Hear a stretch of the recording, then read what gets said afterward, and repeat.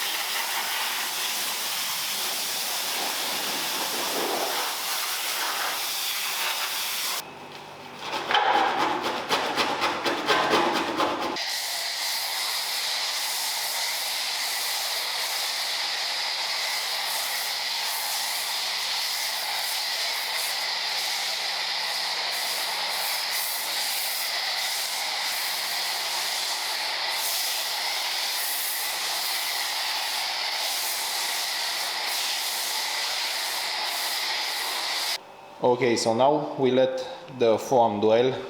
This is only the first wash, we don't have to contact wash because we still have a lot to repair on the body panels, like this side, so the wrap won't show the defects. So this time we only do a foam wash to get rid of all the glue that's left. This one took way more than we expected, like 3 or 4 hours of removing the glue. And now I will rinse off the foam and then we will start removing the parts on the car.